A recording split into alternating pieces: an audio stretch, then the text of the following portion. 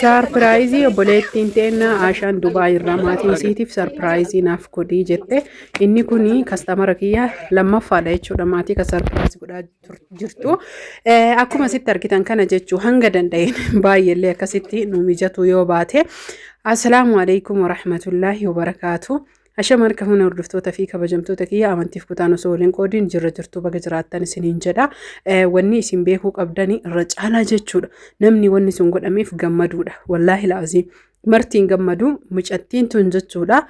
Hedduu gammaddee ta kennitiif illee akkasumatti gammaddee rabbi jazaa isii haa kafalu tan kennameef illee hedduu gammaddee akkuma argitan nu amma imala keenya ganama subiidhaa itti fufnee jirra.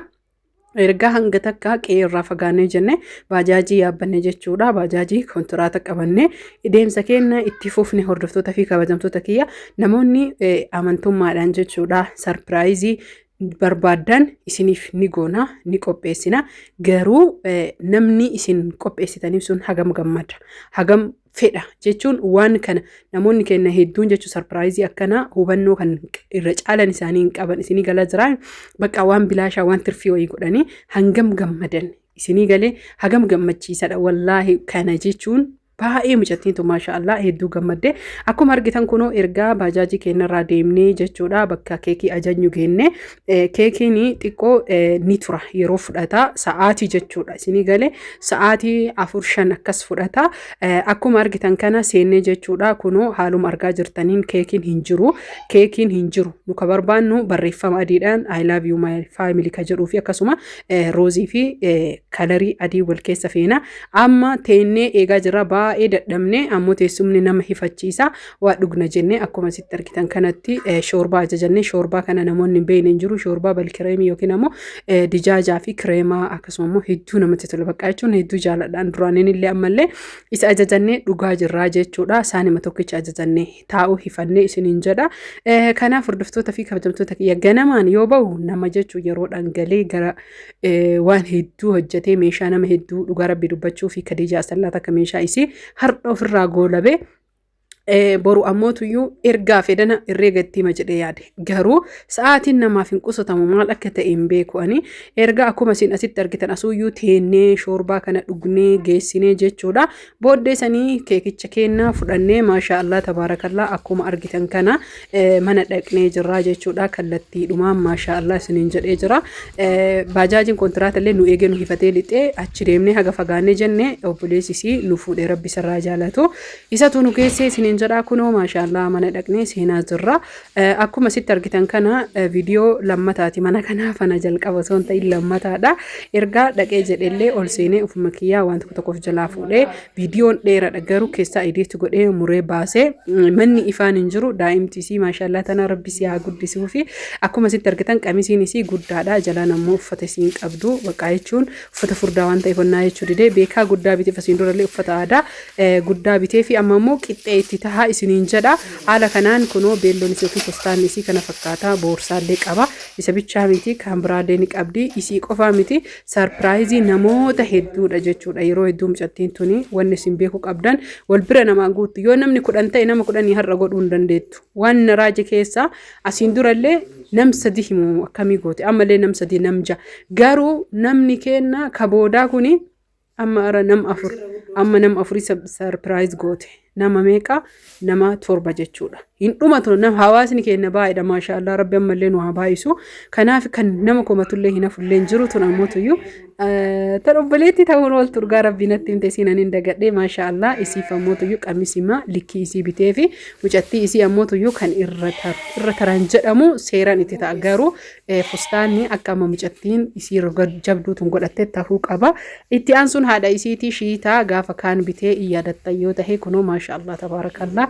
asiin dura uffata aadaa sarpiraayiz gootee ammoo shiitaa rabbiin jannata isii haa uffisuu addunyaa irratti hara isii haa galfachiisu kunoo haatilee akkana bareedadhi uumamaan illee bareedduudha achi booda obboleettii jechuudha tan obboleessi isii fuudhee uffata aadaa Gujii maashaallah bareedaa diizaayinii uffata amma faashina ta'e widdii uffanni kun wallaa dhugaa dubbachuu fi mucattiin gaafa duraa isiin suuraan argitu maashaallah kanarra jirti xiqqoo hin uqqattee akka duraa sanii miti uffanni xiqqoo isii akka waan jechuun akkam isiniin jechuun bakka gaafa duraan arge san hin geettuun hir'atte saniif uffanni kun baay'ee bareedaa anillee ammootuyyuu gargaaree kun waan hidhamee dhufeef callee wal keessa diramaa callee isaa akkana suutaan baasaa warroonni uffata aadaa qabdan akkuma argitan gootanii hin kutinaa isiniin jedha kunoo maashaallah tabaarakallaa erga baqa mucattiin tun jechuun qallaalii kana silaa daa'immantu caalaa gammadaa beekaa namni waan kana dhabee odoon ta'in nama amma isiin gooteef kanatu isiif qaalidha.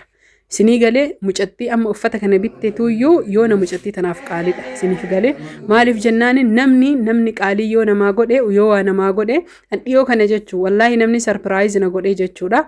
Himuu yuutuub irra himuu saalfadhe guyyaa tokko garuu himuun hin oolu gammachuu irraa himimmaan qabachuu dadhabe. Kanaaf namni ati jaalattu tokko keessattuu yoo waasii godhe gammachuun addunyaa kanarraa gahisii gammachiisaa hin jiru.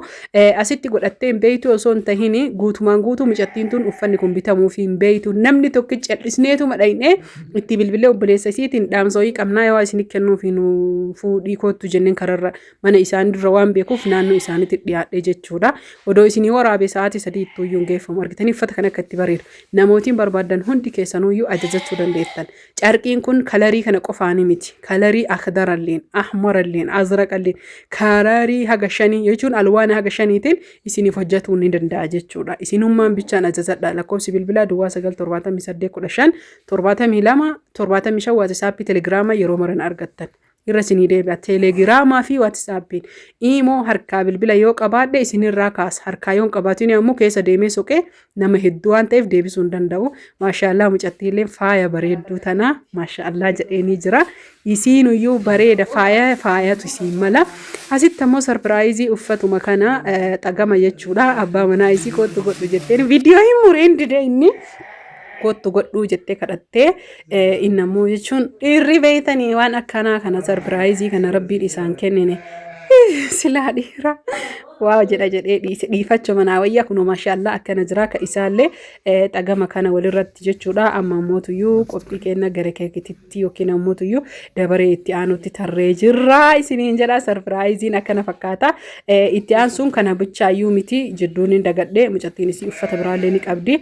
Yoo viidiyoo kana keessa jiraate irratti sagalee waan qabaa jiruuf isinii qaba viidiyoolee hedduu keessaa muree waan dhiisee fi isiniin jedha hordoftoota fi kabajamtoota kiyya akkuma sitti argitan kanatti jechuudha. Keekii kana haala gadandeenye tokkoon yaalii goosifne erga kaane booda murra jedhee uffata mucattii yaadadhee jidduun kunoo ka'ee itti godhe. Surreen tun faashinaa isiniin jedha baay'ee bareeddii kunooti hedduu namatti tolti. Kunoo sarpiraayiziin akkana fakkaata kebriitiin naa qabachuu diddee wallaa bitaa erga isruudii wallaa sarpiraayizii yoo godhu wallaa amalee naman baasu maashaallah tabarakallah wallaa hedduu gammadde mucattiin tun jechuudha. Uffata aadaa Gujii Aasha rabbisi haa gammachiisu. Daa'imattiin qabadhuu kan keetii haadhateettuyyuu si ergee jedheenii hin diddee kunoo obboleetti isiita guddoo isimatuyyuu sarpiraayizii ta'ee isitu gammadee daa'imattiillee garuu baay'ee gammadde. Haa ta'u malee mucattiin maashaallah namni nama jaalaturraa yoo waan gaarii argate osoo gaariyyuu ta'uu baate kanaa gadii ta'ellee hin gammadaa isiniin jedha. Haala kanaan anatuyyuu itti geessee fi hordoftoota fi kabajamtoota kiyya osoo sarpiraayizii kiyya sabiskiraayibii kiyya sarpiraayiziin godhatin 50 keekii muriin Aashaan keekii na mursiiftee warra maraayyuu kunoo akkanatti haala kanaan garuu nullee wallaahi qammasnee jirra. Viidiyoo keessatti hin waraabne jechuun hin beeytanii miree yeroo tokko namni yoo baay'atu waraabbiin haga namaa mijatu haala namoonni biraallee hin jiranii duuba sanitti isaanillee qammasiisee jira. Garuu ammootuyyuu horaa bulaa laayik osoo hin godhin irraan bayina koomantiin mee maashaallah